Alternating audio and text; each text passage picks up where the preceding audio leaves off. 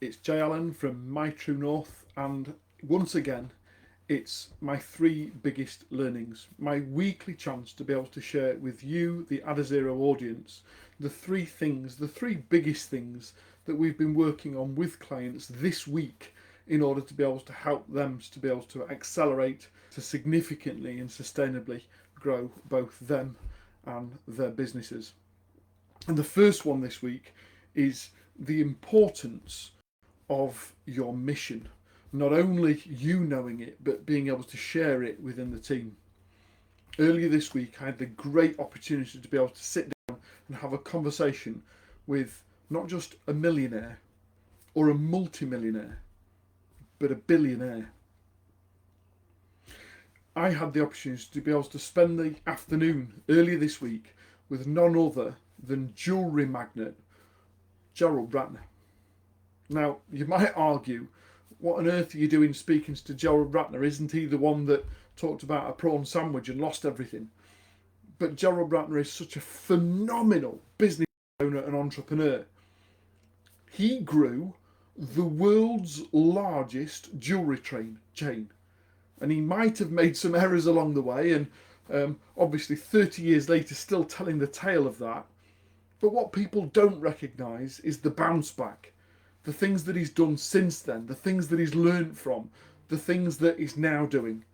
Having built a £4 million healthcare business, a £25 million online jewellery business since the demise of his previous jewellery business. Gerald Ratner is a serial entrepreneur and somebody that anyone and everyone could take great learnings from. And I had the pleasure of being able to spend all afternoon with him earlier this week to be able to talk about masterminding and business and strategy.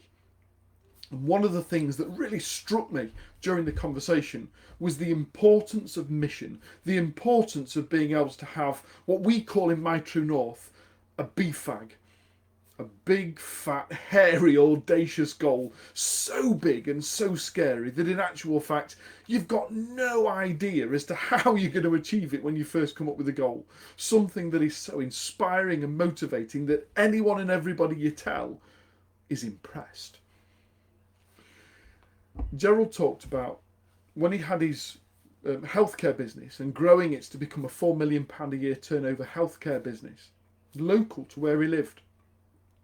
How the importance of being able to motivate the staff by talking about the opportunity of a career and not a job. The importance of being able to talk about the mission of growing the healthcare business, not from just one site to several sites, and how that inspired other people to be able to think differently about the role that they had within the business. And yet, he also shared that when he received an offer to buy the business, he was already thinking about what he would like to do next.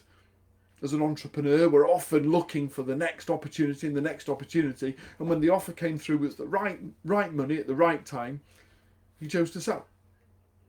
But in doing so, how during that sales process, some of the key members of staff within the business said, do you know what? I bought into the mission, and if that's not the mission anymore, I'm not bothered.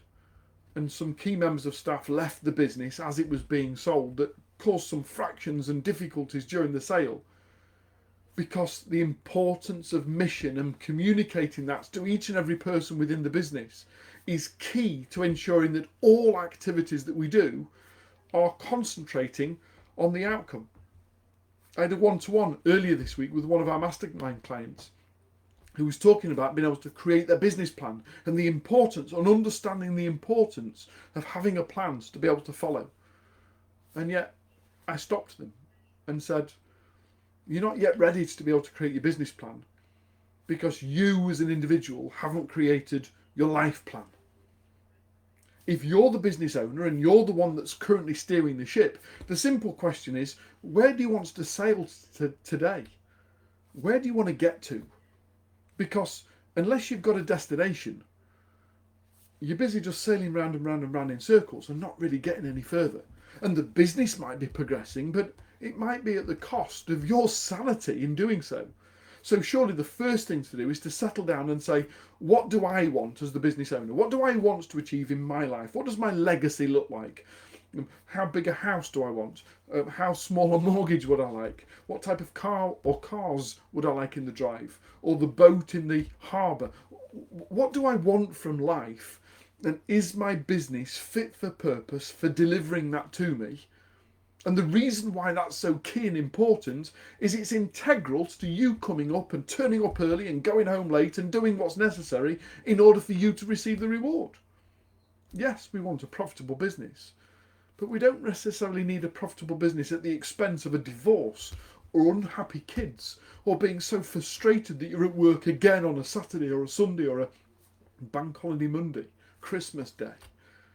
So surely the importance of being able to have a personal plan that we can then build the business plans to support that, to create a mission for our life and then for our business, and then to communicate that to anybody and everybody that's contributing towards that as an outcome, can help us to keep our feet to the fire and drive us forward in the tough times in order to ensure that all of the activities that we do on a day-to-day, week-to-week, hour-to-hour basis are directly aligned with the outcome that we want to achieve. So the importance of having a mission, a personal plan, and then to have a business plan that wraps around that and supports us to being able to achieve that, and then communicating that to the people that are going to help to contribute, are key to being able to keep our feet to the fire, drive us forward, and ensure that even on the tough times when we're not quite sure what's happening and so maybe something doesn't go our way, that we can understand the importance and the impact that has on us and our mission and moving forward.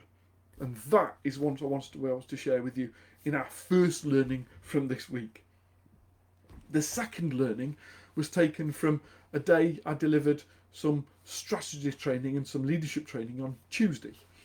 And one of the things that I was fascinated by is a group of managers learning to become leaders in their business, moving from junior and middle management into department heads and leaders of teams, is how important that they deemed automation as part of a scale process. The importance to be able to retract from personal intervention, from hands to mouth human intervention, and to how to systemize and automate as much as we possibly can in order to be able to allow the business to grow.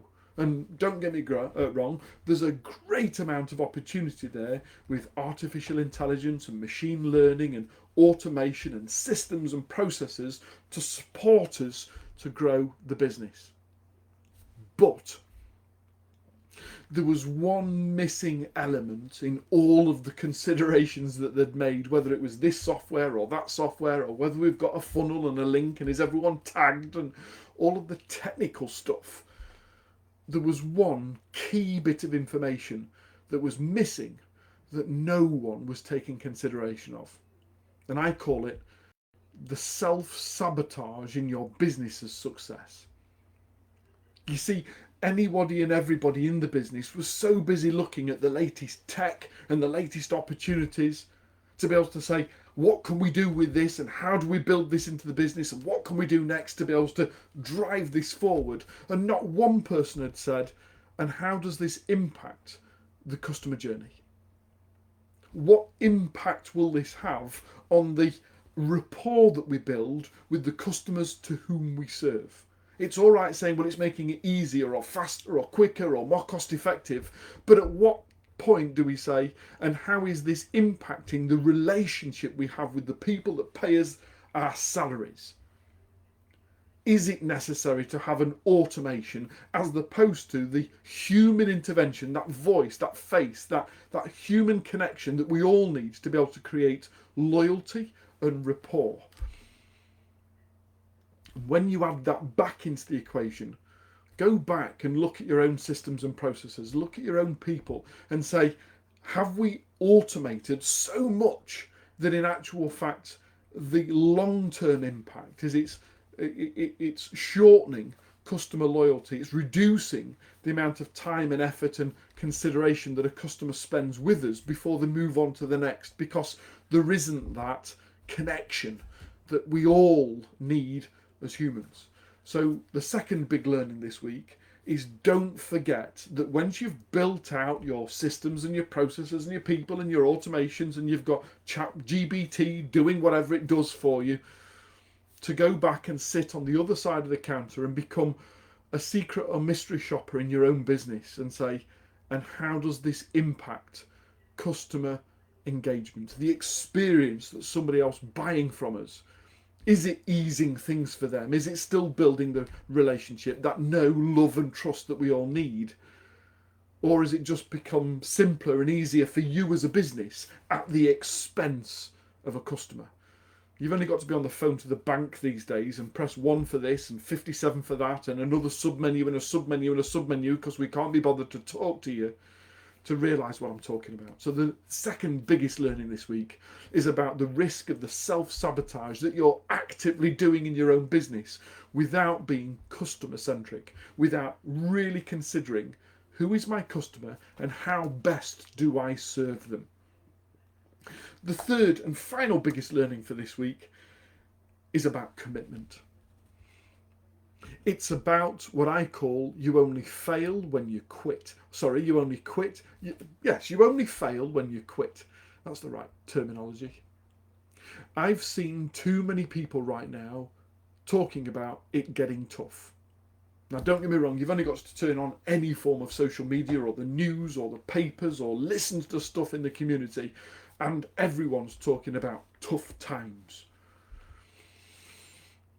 I understand it. I get it. I'm part of it. I understand. I'm part of this world. I see what's happening and going on.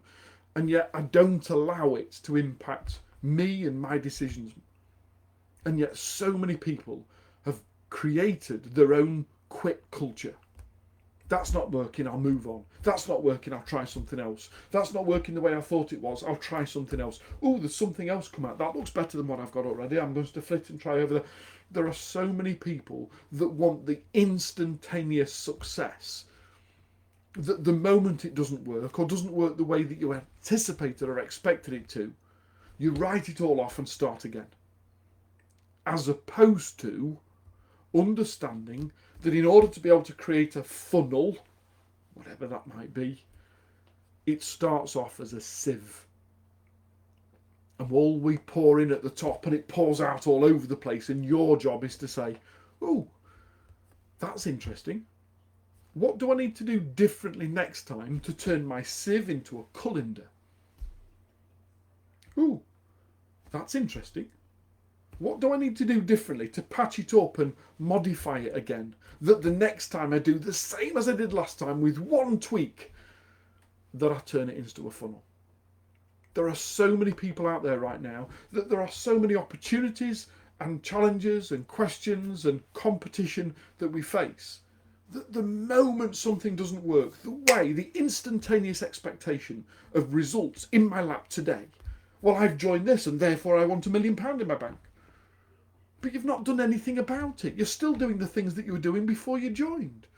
Or you joined and you've applied one thing and think everything's going to fall in your lap it doesn't happen that way.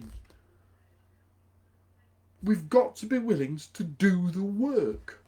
And that means that we've got to be able to look at what we've done, and then if it doesn't happen the way that we first anticipated or thought it might, instead of quitting it and starting again, you go back to the drawing board and say, why didn't it work?